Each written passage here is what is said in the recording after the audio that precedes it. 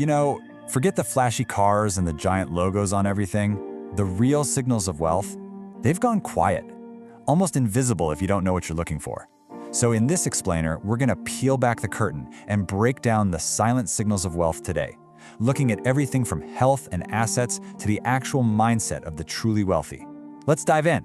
Right, so what are we even looking for? If it's not the designer watch or the luxury car anymore, what are those subtle cues that tell you someone isn't just making good money, but is truly wealthy? The answers might actually surprise you, because it's way less about what people buy and so much more about how they live. Okay, first things first, let's just put a number on this. What does rich even mean today? Well, according to a recent Charles Schwab survey, the magic number is a net worth of at least $2.3 million. But as we're about to see, the real story isn't the number itself, it's the freedom that number unlocks. And that leads us perfectly into our first big theme, the absolute foundation of modern wealth. And it's built on two assets you can't just go out and buy: your health and your time. Honestly, this is where it all begins. So the first and maybe the most obvious signal is a body that just looks strong, healthy, and, well, rested. We're talking about that glowing skin, the ability to move easily, an active lifestyle. But it goes so much deeper now. The wealthy are diving into advanced longevity protocols, using things like GLP-1s, which are these incredibly powerful metabolic drugs, all under top-tier medical supervision. It's about optimizing the human machine to last as long as possible. Now this slide, I think, is just brilliant because it makes a crucial distinction. Having a huge income but zero time to enjoy it, that's not wealth, that's just a golden cage. The source calls it a trap. Real freedom, true wealth, is when you have both, the high income and the control over your schedule to do what you want, when you want. And this is what that freedom looks like in person. The ultimate luxury isn't a thing, it's a calm demeanor. It's moving with ease, speaking slowly, and just never being in a hurry. You know, rushing, as the source puts it, is a middle-class disease. It's what happens when you have a scarcity of both time and money. All right, let's move on to the next layer and see how this all gets built. We're going to look at the infrastructure of wealth, the systems and assets that protect it and grow it, usually silently in the background. So, this is a huge one: ownership. And specifically, we're talking about owning a house with actual land and, this is key, with 100% equity. That means no mortgage. The truly wealthy often own multiple properties, building this incredible safety net of rental income that has nothing to do with their day job. And how is all this wealth managed? Well, it is not a hobby. Check out this number, a 524% jump since 2016 in family offices investing in things like private equity and real estate. That's not a typo. It just shows this massive shift toward professionalizing family wealth. It's run like a Fortune 500 company. And this is the secret sauce behind that management. It's called quiet compounding. The game has totally changed. Instead of grinding it out to build one business from scratch, the strategy now is to buy multiple businesses. You let other people run them for cash flow, you reinvest the profits into other assets, and you just hold on for decades. It's a very long, very quiet game. In playing that long game, well, it requires options, lots of them.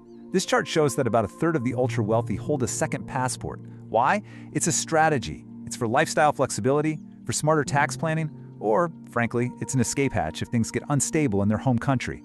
It's all about global mobility and insulating yourself from risk. So that brings us to what all this infrastructure actually buys you. How does this wealth show up in someone's day-to-day life? Well, it's all about freedom and one-of-a-kind experiences.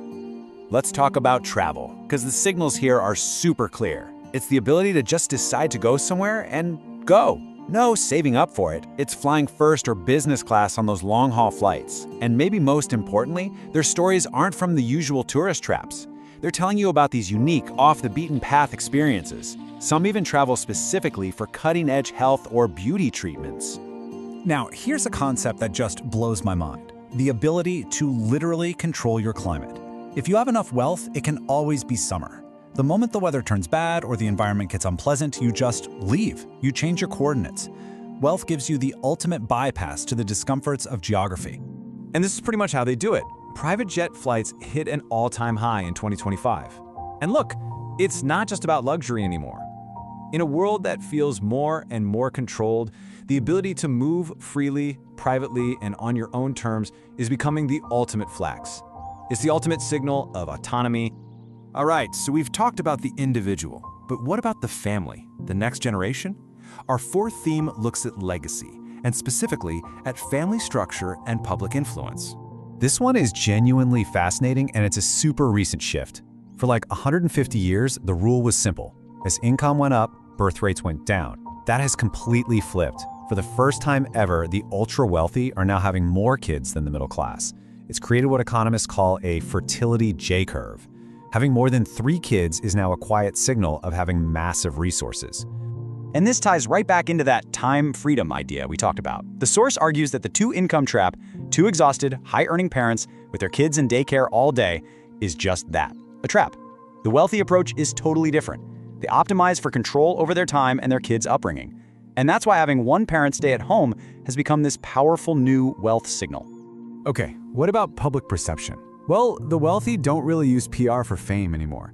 It's all about something called narrative insulation. The goal isn't for everyone to know who you are. The goal is to make sure the right people, your investors, your partners, the gatekeepers, know a very specific, carefully crafted story about you that signals competence and stability. And finally, we've arrived at the most intangible signal of them all, the psychological state that true wealth creates. It really all comes down to mindset. The source poses this really powerful question. Just think about it for a second. If you took all your problems and everyone you know took all of theirs and you threw them all into a big bag, would you still reach in and pull out your own set of problems? When you get to a point where the answer is yes, you've crossed an invisible line into what you could call psychological wealth. And here's the key distinction. Wealthy people absolutely still have problems, but they are a different kind of problem. They've graduated from survival problems like, can I pay the rent? Or how am I going to fix the car? To strategic problems like, how do I structure this billion-dollar deal? Or where should we allocate our capital? Their worries are about growth and opportunity, not just getting by. And that leads us to this final thought-provoking question. The wealthy tend to be really optimistic, right? But it's not because they're naive. They're optimistic because they own the upside of the economy. When you own the assets, you have a direct stake in the future being better than today. So, is their optimism a personality trait, or is it just a natural result of the game they're playing? That's something to chew on.